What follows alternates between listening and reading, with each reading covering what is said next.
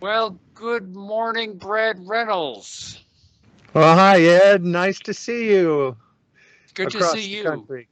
Yes, Brad being in the San Francisco Bay Area and Ed Reether being in the Boston, Massachusetts area. So your morning, my afternoon, and it is December 17th. And I am very, very excited about getting a chance to sit with you, talk to you, and share this new book that you have just recently published and is now out on Amazon.com and many other places that you can look at it. So.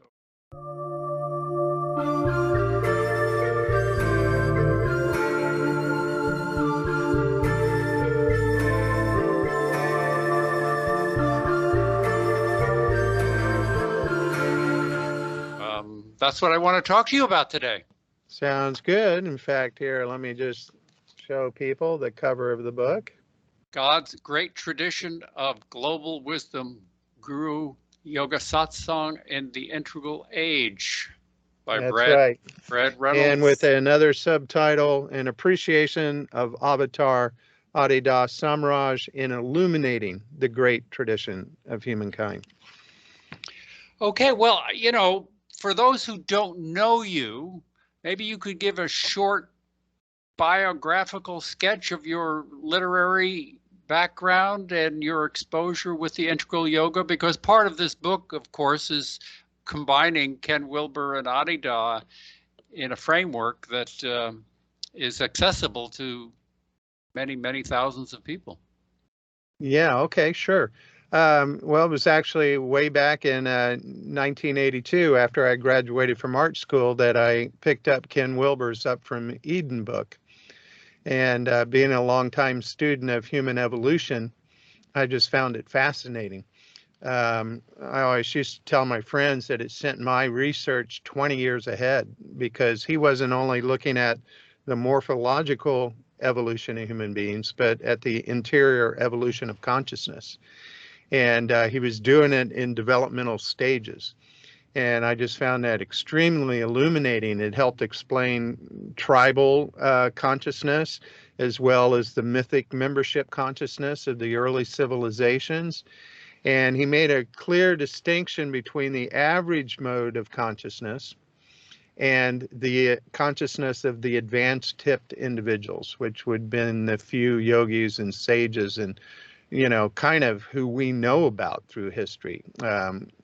Whereas there's this tendency for people to mesh the average mode and the advanced mode together, thinking that, everybody living in tribes was a shaman, and that isn't the case. So that was extremely illuminating. Then I came across a footnote where he mentioned Adi Da Frijan at that time. And he also mentioned Ramana Maharshi and Aurobindo. And I said, well, I've heard of these two guys, but who is this Da Frijan, right? And so I went and found a book, bought Enlightenment of the Whole Body at a used bookstore. And after reading the first two paragraphs, I was like, wow, I got to go see this guy, because I felt finally I had met somebody in my generation who was as enlightened and realized as the Buddha or Jesus Christ. And I had always said, if Jesus was living, I'd want to go see him. Sure. Because I was on a spiritual search and studying, all the spiritual literature available there back in the late 70s and early 80s. And fortunately, Ken came out to Berkeley and was at a book signing at Shambhala Bookstore, which you might have known there in downtown Berkeley near the university. And he never did book signings. So I wanted to go and introduce myself to the guy who introduced me to my guru. And so that's how we first met. And he signed my book that had just come out, Sociable God, which was fascinating. And so I started studying Wilbur fairly religiously, but also at the same time, I approached Adi Da in the community, which was called the Free Communion Church back then. And I just found everything to be just fully what I expected.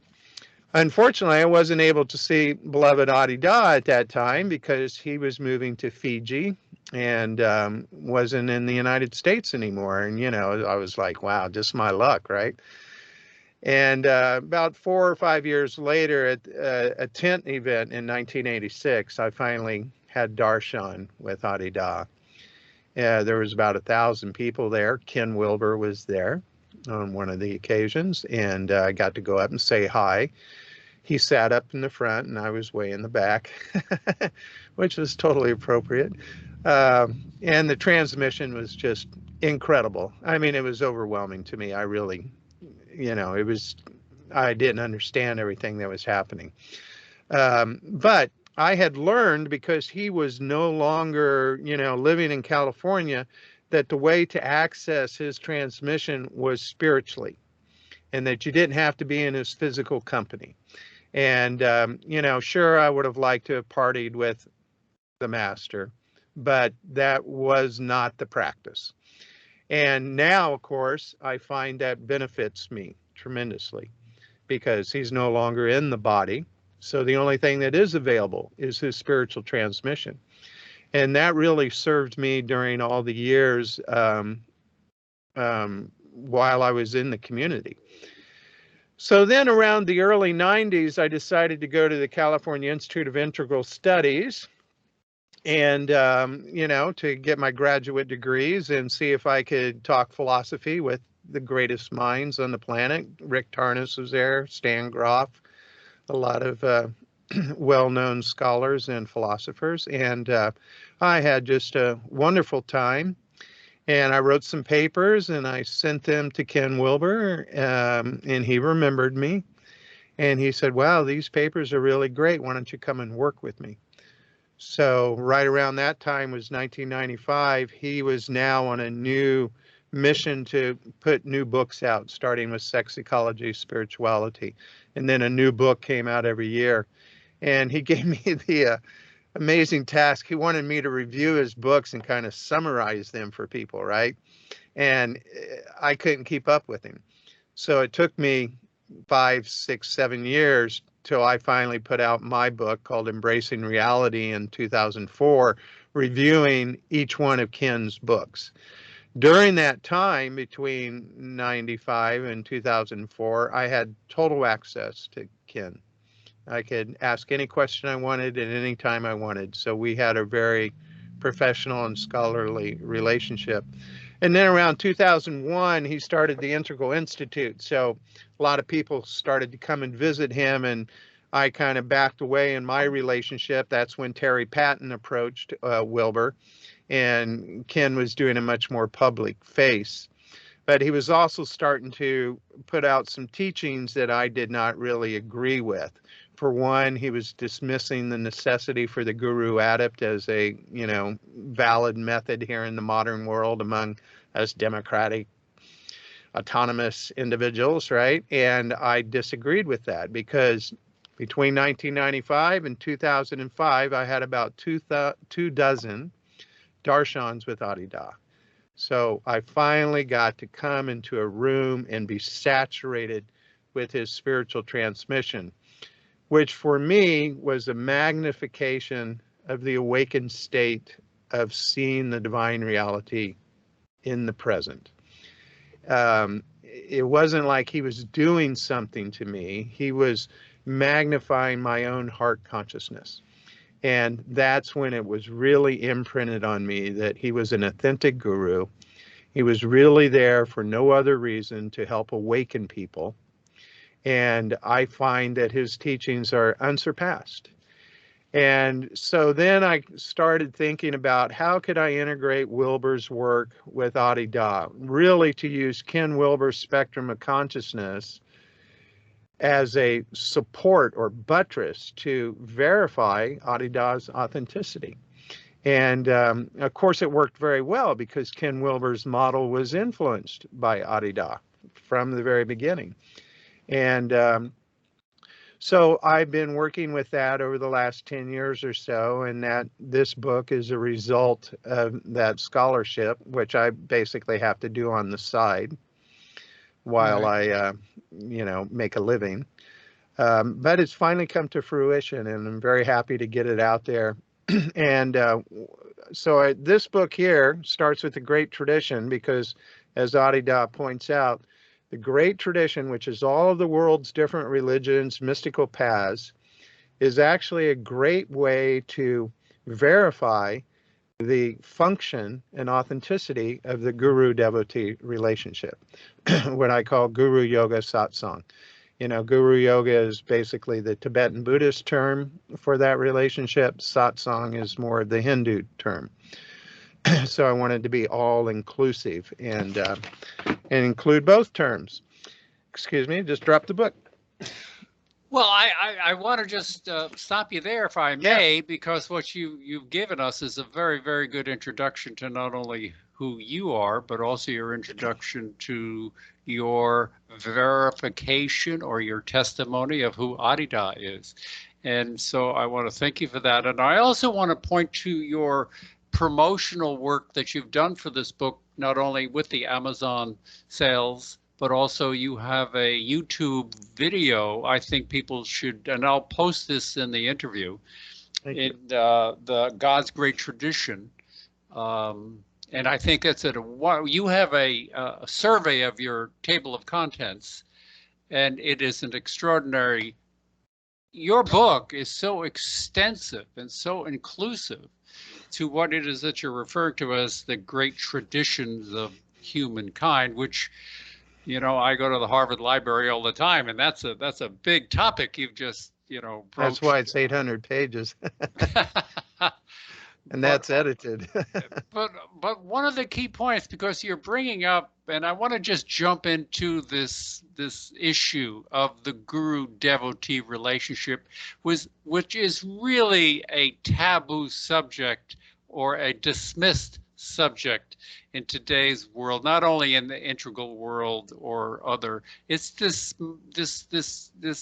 Jeffersonian democratic mentality that we have here today, which is the foundation of the American culture, and it's maybe a worldwide culture today. Right. Of I'm the center of this world here, and everything revolves around me. The old Galileo mistake, but we're still premising on that model. So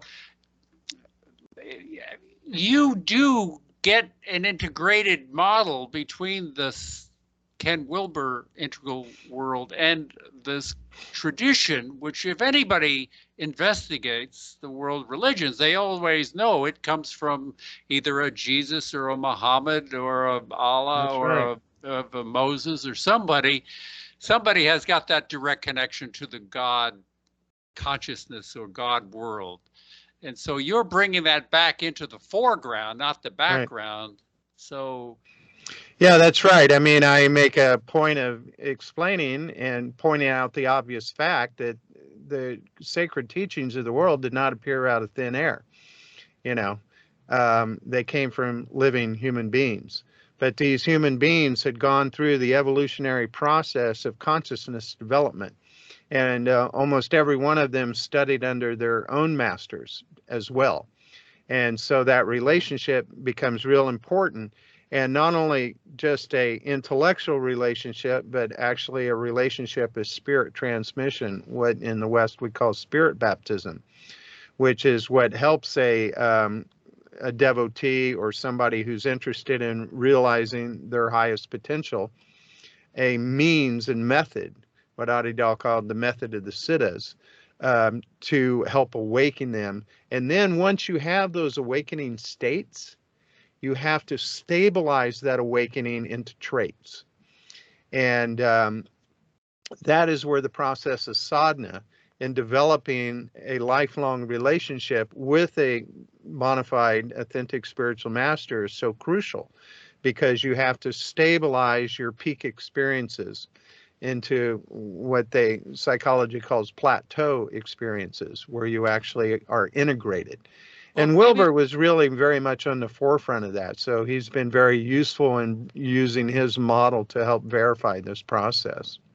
Well, this is maybe a good point for me anyway to ask you the question now, because everybody will take one experience as a totality of everything, but you have broken down Wilbur in stages and states, and Adida has the 7 stages of life.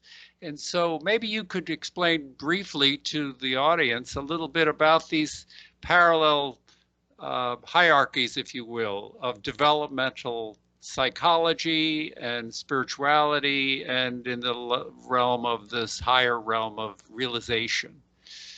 Right. Well, that's a very good point, Ed.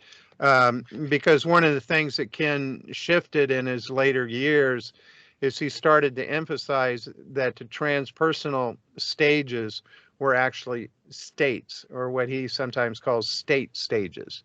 Um, because part of the reason I feel that that is somewhat of an error in something that Adi Das 7 stages of life model clarifies. Yes, it's true when we're in the developmental process, which Wilbur basically says goes through a pre-personal development, a personal development, and then a transpersonal development. And it's in the transpersonal realms that the higher psychic states, the yogic states, and then ultimately the enlightened state reside. Whereas when we're growing up, we are influenced by those higher states of awareness.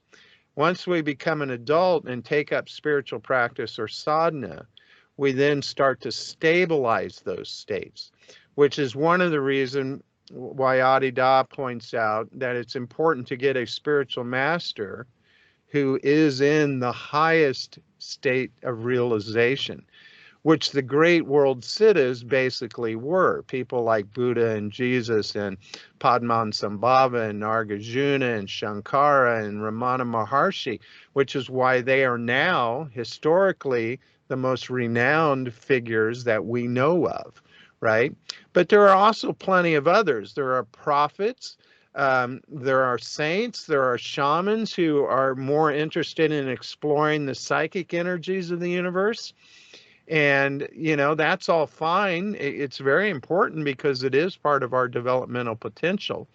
But ultimately, there comes a point in the enlightened awareness, as all the Zen masters and the Vajrayana Buddhists like to point out, where you have to find the ground source that all experiences and states of consciousness arise from.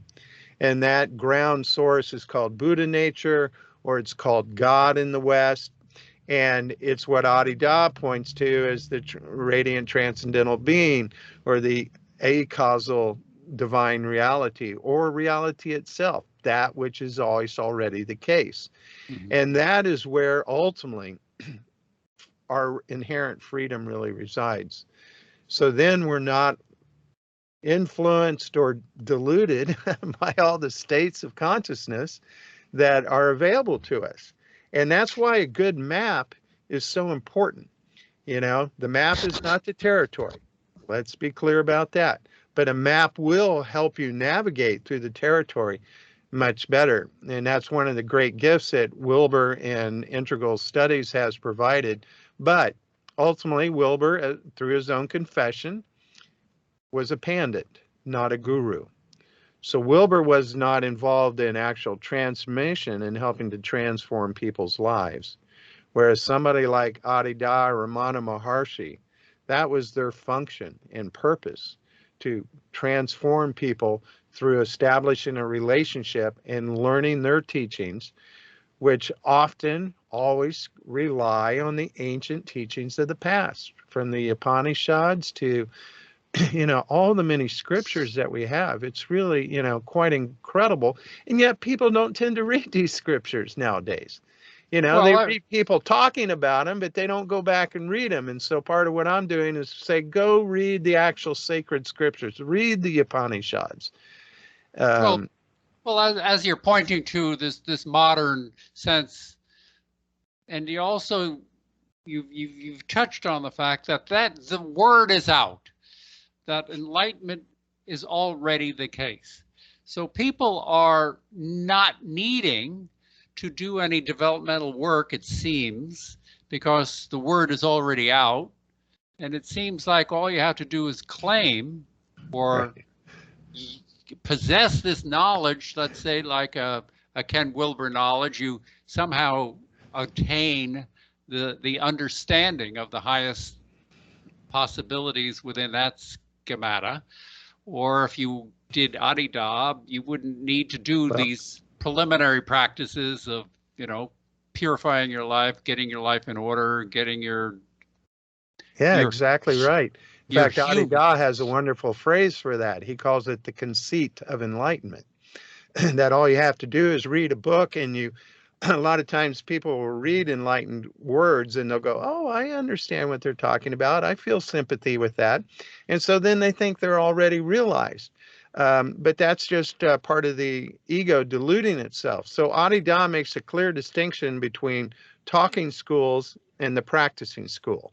So the talking school are the pandits and the philosophers, even those who are highly developed and have mastered this wisdom resources, like Wilbur and Furstein and plenty of other wonderful scholars, Joseph Campbell, all of them, Houston Smith, but, they were spiritual practitioners too. The greatest scholars are practitioners. However, because of the way the nature of the ego in the universe is, they do exactly what you're suggesting. They get they think that their intellectual understanding is it.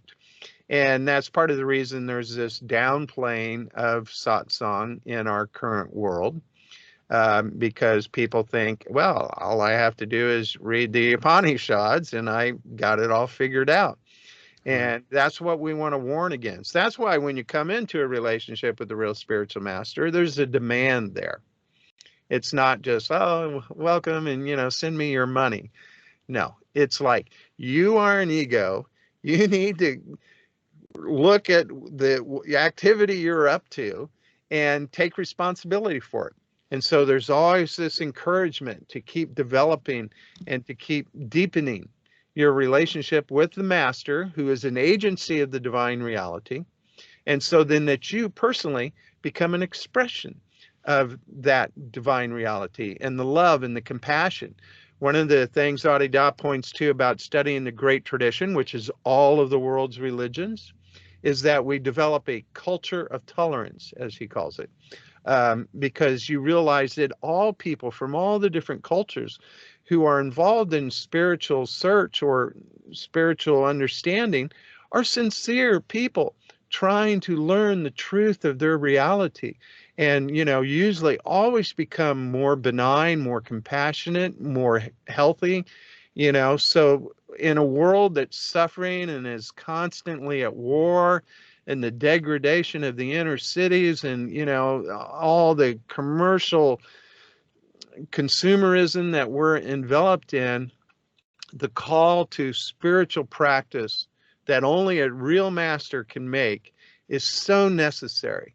That's why we've really erred by putting the gurus down, calling them all sex fiends, or nothing but cultic totemism, which is you do have to be careful to make distinctions between totem masters of the lower levels, but you also need to be able to recognize the authentic spiritual masters of the higher levels. I think this is one of the issues that a lot of people are struggling with because there is such, if you will, bad press. There have Right. been so many teachers or gurus who have corrupted the role, if you will, or the function that they were given with other people, and they violated the trust and the integrity, not only of their own integrity, but the trust that other people gave in them as teachers and guides to this process called Yes, that's right. awakening.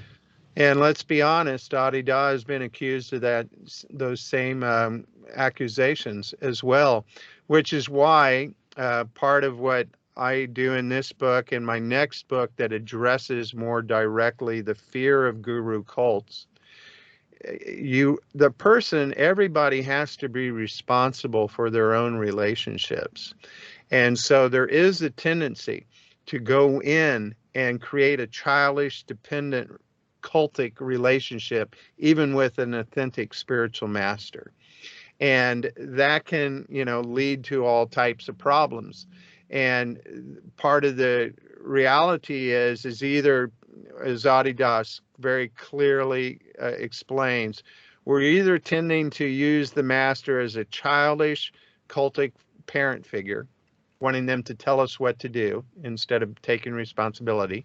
Is that, or we're reacting in an adolescent fashion, saying, fuck off, I don't need daddy to tell me what to do, right? Whereas in truth, we're being called to a spiritual relationship. And by studying the spiritual masters of the past, you can understand that there is a real sacrifice of ego that has to be made, but not a dumb sacrifice. When Jesus said, "Follow me," and encouraged his disciples to stop fishing, to stop doing their regular conventional activities, to even leave their families to follow him, takes a very high degree of maturity. It's not that you don't go out and work in the world or have a family. Adida accounts for all that, as do the Buddhist and all the great mystical traditions. But at the same time, you have to realize the benefit that is gained by having an authentic relationship. So test your master. Make sure that they are real transmitters of the divine condition.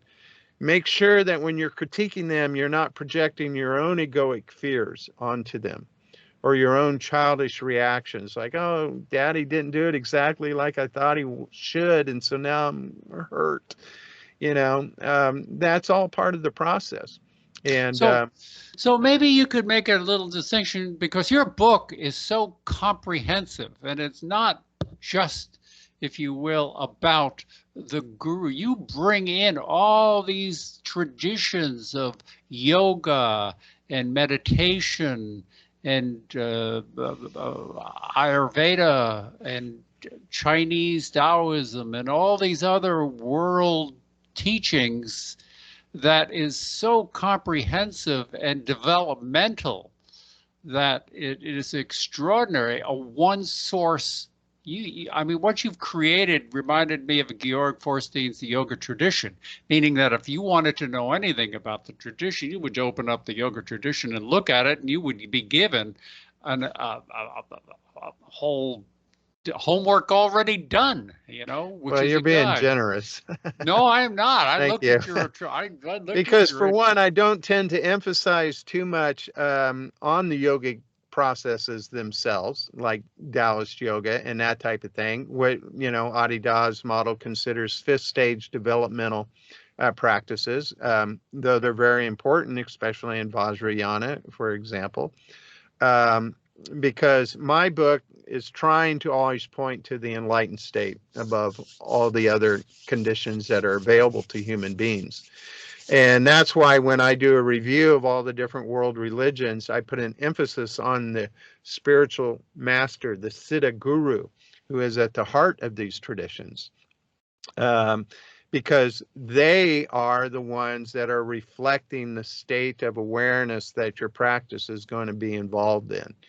And so if they're talking a lot about the yogas and, realizing inner lights in your inner brain core, which is authentic, because that is all part of our esoteric anatomy. Every born human being has the developmental potential to experience all the high yogic states or all the mystical states. It's not easy, but it is possible. And that's why we're all one human race. And so you have to be cautious or discriminative of who your spiritual master is. And I prefer the spiritual masters that point to the ultimate divine reality itself. Which you're not discarding the teachers who bring up these, Not at if you all, will. especially Right. since most of them are more highly developed than we are as, third stage, fourth stage individuals. So maybe at this point, very briefly, maybe you could give a quick summary of when you refer to the first stage, sixth, fourth, third stage, these 7 stages, if you could briefly, just for the audience, give a brief summary of what your book covers in these 7 stages. Sure, I'd be glad to. The first 3 stages of life are basically from birth to adulthood, and essentially generally in 7 stages. So the first stage is where the development of the body begins to happen. The second stage is the development of the social ego. And then the third stage of adolescence is where the mind really comes online. And as a general rule, most people in our modern society, through going through high school and hopefully into college, you develop a decent third stage ego structure, one in which you're intelligent, you can interact with the world. But most people have, emotional issues or other issues that are still leftovers from those earlier stages of life. And then we are starting as we enter adulthood. That's why a lot of people in their 20s are seeking for answers outside of what their conventional society has been able to teach them. And they start turning to spiritual pursuits or questioning what is meditation and that type of thing. Because then we're kind of on what Wilbur calls the brink of the transpersonal. We are trying to enter the fourth stage of life. And Adi emphasizes that the jump or the transition from the third stage to the fourth stage is actually the most important, because that is when the ego starts to realize its own limitations and needs to go transpersonal, which doesn't mean you negate the personal. As Ken says, it's actually personal plus. And so the fourth stage of life is when people start to acknowledge the divine reality and realize there's something greater than themselves that they have to be attuned to, right? Most of us New Age, integral thinkers who have sympathy with spiritual systems are entering or living in the fourth stage of life. So really, that's the stage where you really break out of the shell of That's right. You're just yourself. You've broken into a larger dimension of Right. who you are, quote unquote. What Wilbur calls integral, or the integral centaur, meaning you're integrating the body and the mind, but you're also learning how to transcend the body and the mind and live in the soulful and spiritual realms. And once a person really takes up serious practice, you can evolve into the fifth stage of life, which is when the inner yogic energies are activated. So the chakras and the kundalini forces, and you spend much more time involved in interior meditation. And I guess today, for those people who are trying to short circuit this process, this is where, ayahuasca, LSD, PCP, they just jump into these higher mystical states, right? Well, yeah, that's right. Since they're energy states, you could probably associate them with early fifth stage phenomena, right? Adi says that shamanism was the first real explorers of the fifth stage of life that then ultimately evolved into the yogic practices. Shamanism tended to use substances, plant substances, entheogens or psychedelics to help their journey, which can be very useful for us modern day people too. And I think in the literature they mentioned the soma as right. And in the Greek tradition there was the Kukion. Right. Yeah, the mystery schools. And I'm reading this book now called The Immortality Key that even suggests that the early Christian Eucharist could have been psychedelic laced wine, right? Because we need something generally to help us move beyond our egoic structure of the world and how we're interpreting the world. Most people interpret the world the way they were brought up through their conventional social structures, and which is just natural. And not everybody has direct access to a highly evolved yogic or master, so you get darshan, which is another natural way. But even then, once again, using a substance to have a peak experience into a higher state of consciousness is not stabilizing that. The whole point, as the Beatles showed us, right, is that you got to leave the LSD and the psychoactive substances behind and develop those states of consciousness naturally. Which I is think what, I think Ramdas says once you got the message, you hung up the phone. yeah, right. Ram Dass is a wonderful example of that. And look at the relationship Ram Dass has with his guru. You know, he's so clear about it, and his guru's been dead for a long time. But that's why he points out that the relationship with the guru isn't just about their body, it's about their spiritual body and their inspiration to what we can become ourselves, right? I think part of what my understanding is that morphogenic field that the M field that is talked about, that transcends the physical, that transcends time space as we know it, that Sheldrake points to in his work in biology of the morphogenic field, that the presence is not always in the physical sense of the word, limited to time and space. There is a dimension beyond this one, and I think physics might point to 16 different dimensions within this one. Yeah, that's right. Those are all, structures of the universe itself, and they're always debatable. What's not debatable is the truth of the heart, realized to God awareness. And this is what's so central about your book. You're reestablishing the primacy of the realizer. You're reestablishing the primacy of the transmitter. You're reestablishing what the great traditions and the world that we have left behind in the Renaissance and the Reformations and all these paths where science has taken over, that in the back of this bus that we have somehow projected ourselves with virtual reality, we have forgotten a deeper sense of where these kinds of messages, states, and our identity of who we are as a divine, this is a divine matter, and there are realizers who bring that front and center. That's right, and history is replete with those kind of individuals. I start off my book with a prologue and introduction reviewing Plato's cave metaphor. And, that was way back in 300 BC. But he absolutely, as Socrates is talking about, how the cave metaphor is that we're kind of trapped in the illusion of the conventional world. And then somebody escapes, finds out that there's light shining through the cave, and that actually the light is the source of everything. And that the spiritual hero who escapes from the cave has to make that decision. Does he come back and try and help the other prisoners escape?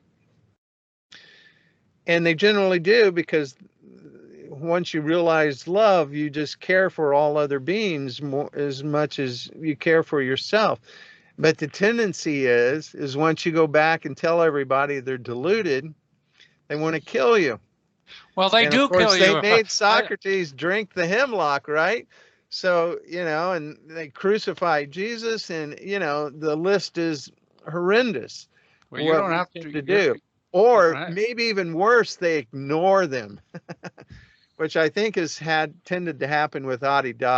Everybody has now put him in this little category that, he might have been brilliantly enlightened, but his emotional sexual line was not very well developed. And I'm suggesting that you're not really understanding what was going on there. And that his divine gifts are worthy of study. So I think each religion has a category, whether it be the Antichrist or the one who, if it's the devil in disguise kind of thing. So you should distrust anybody who goes outside of this kind of common understanding. Right. So that's one of the things that Adi points out, that is the great value in studying the great tradition as a whole, which means all of our religions as a whole, is that it helps you overcome your cultural or provincial prejudices. And does not dismiss it. well, it dismisses the prejudices. It doesn't dismiss the culture, right? Right, exactly. It And then the includes other that. thing that it helps you do is it helps you overcome our secular tendency in today's world of scientific materialism. And, yeah, it doesn't dismiss it. Which is Rationality in science is a very wonderful thing for the levels that it addresses, but it's and not the truth. As Adi likes to say, the science is a method, not a philosophy. So right. science can tell you a lot of things and give us miracles like vaccines or whatever, but it is not a good philosophy of life because for one, it flattens everything out, tells you that spirit is no longer valid, and that will never lead to true happiness for the human being because we are spiritual creatures and ultimately we are arising from divine light. And Um, it's interesting because I'm back in the study of Bertrand Russell and Alfred North Whitehead. So really, this kind of world where you're now now needing to fight a wave of 100 years of this nationalistic identity. 500. Well, I mean, if you just went back 100, where science really did take over technology and the Yeah, business and the Einstein. corporate.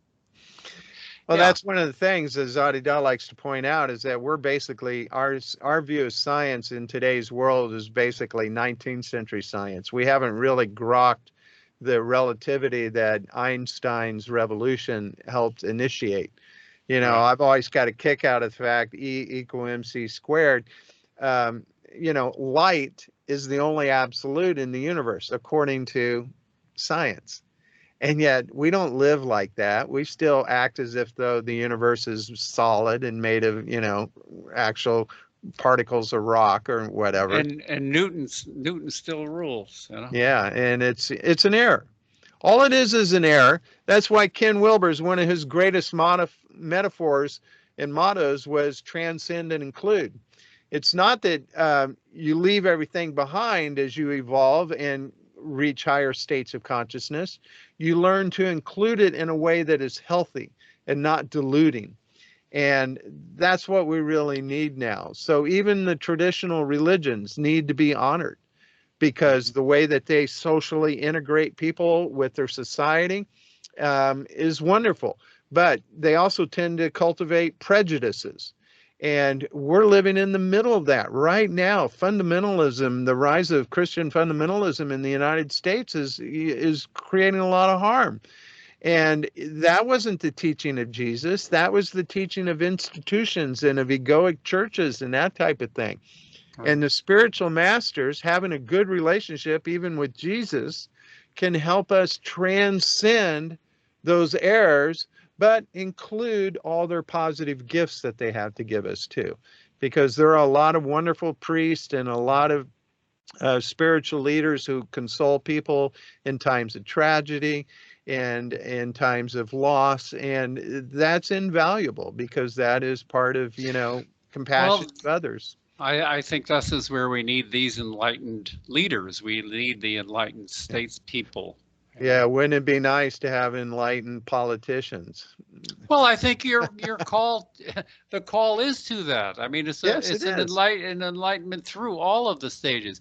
I want to just briefly to summarize a little bit because as I'm feeling it, we could go on with long Well, discussions hopefully on. we'll do this again No, because I'm I really look enjoying forward to it, myself. and I invite other people to come into our discussion. So, in our viewing audience, if you have any interest to discuss this matter and primarily what Brad is bringing to us in his new book, I invite you to contact me and we could have a threesome or a collective discussion on this. And I think it would be important. And I want to read uh, about your book. Your book is a guide to a deeper understanding of the world's great global wisdom tradition of humankind by examining its true core, the God-realized adepts or gurus, who, for one, founded all the major religions plus They teach and transmit to everyone the truth of our own inherent divinity, that we are God, truth, and/or reality, and how we may become enlightened and evolve through the stages of life happily with wisdom and love.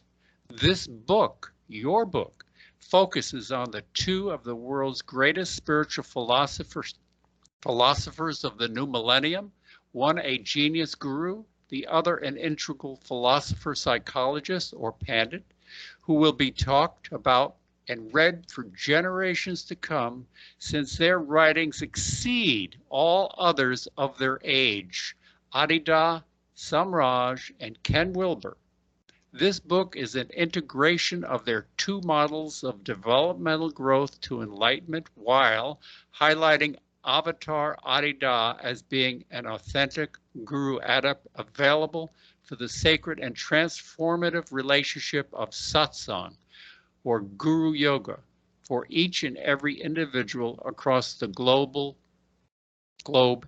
in service to their enlightenment and realization. That is an enormous, profound, and all-inclusive summary of what I couldn't have said it better myself. Well, and also there's plenty of charts to help people navigate these developmental models. It's not just all written text. In fact, I use illustrations and pictures throughout too, because I really didn't just want to have a scholarly textbook. I wanted to actually try and offer something that had beauty in it as well. Well, this is where you bring in the right brain. You bring in the models. You bring in the design, your graphic design, what you do for a livelihood. You have incorporated that skill, that craft, into this philosophy and abstract thinking, into a model people can visually, right brain, see these kinds of concepts in a framework that is visually also understandable. Yes, thank you. Yeah, that's what it's almost all this work I've had to do for a living has trained me how to be able to do this. So, balancing art. That's why the name of my company is Integral Art and Studies, because that is the secret to becoming integral, is to be whole-brained or whole body, as Adida likes to say. Well, I have a secret here. I'm a teacher. I've been a teacher for 40, 50 years. And one of the ways I can tell a personality is by their signature. And just your signature is enough to say you are a very creative and talented individual. Well, I'll sign your book when you get it. Well, when I come out west, which won't be too long, maybe we'll get together and have a cup of tea together. Well, I look forward to that. I've always enjoyed our time together, Ed. And you're doing a great service too with B-Zone and all the interviews that you provide. I've always watched them all and am always enlightened and informed. So thank you for doing that as well. Well, I talk with very bright and what you might call enlightened people, and you're being one of them. So I really have appreciated our introduction to your book, and hopefully because of this enormity of what the subject matter is, we can speak more about some of it in detail. But of course, bringing the guru or the realizer to the forefront is primarily what your message is. That's right. That's right. Well, thank you very much, my brother. All right. Well, very good. So we'll talk to you the next time. Okay. All right. Good. Bye-bye. Peace and love. Bye.